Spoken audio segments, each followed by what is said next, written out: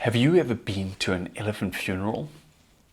I've seen dead elephants, and I've explained to people what I'd read in books about these elephant funerals and how the herds will come in and pick up the bones and communicate as if talking to that animal or communicating to one another and actually grieving the death.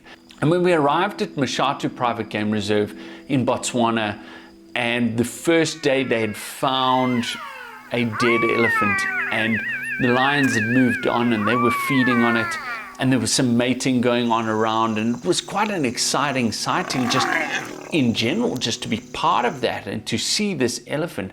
And I knew over the next 3 or 4 days that we were there that it would be a great opportunity to watch the interaction that goes on with it. So the first day, like I said, we had the lions.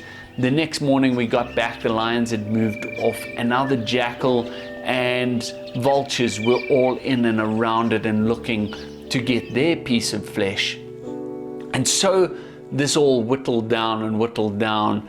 Hyenas came in, they did their job. But on the last day we were sitting with the lions. We had to leave because there were other vehicles waiting to get in, so we made some space for them. And I said, by chance, let's go have a look at the elephant carcass. Let's finish the story. It's our last night. The next morning we were flying out to go to Mala Mala.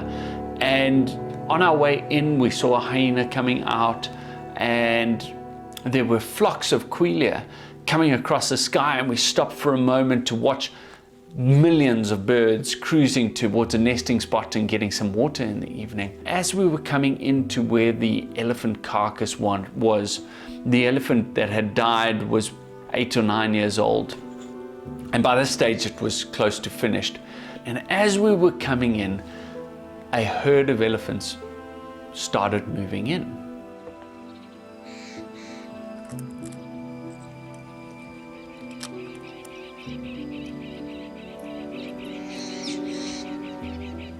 And they were communicating around the carcass, and they all gathered around.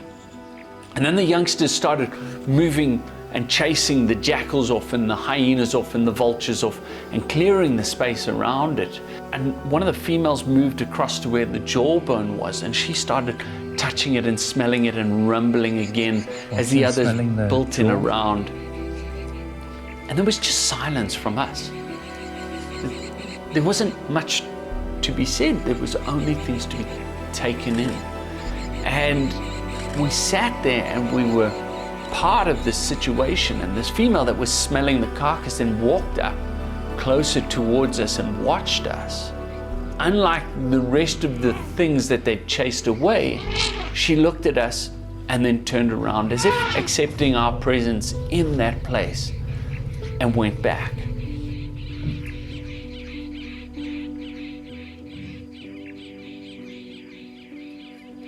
And she went back to the carcass.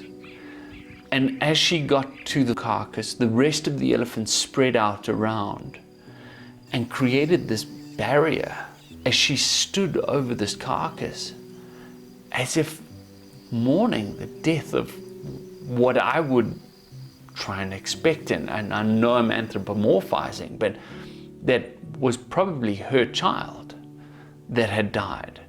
And the rest knew to give her the space around this carcass to just be alone. And there was silence. There was no rumbles. There was no chasing. There was nothing. There was just silence. And once she had finished her moment, the rest of the herd came back in around her, and they all started rumbling again and talking and doing their thing before getting up and moving off. As quickly as they came in, they left. When I turned around to the guests, all I saw were tears and this immense sense of awe and wonder that we had just attended an elephant funeral, that we'd just been part of something so sacred and so special. And with that elephant coming over to us and having a look at us, I almost felt like she'd let us attend. It was a moment that for the rest of my life I will never forget.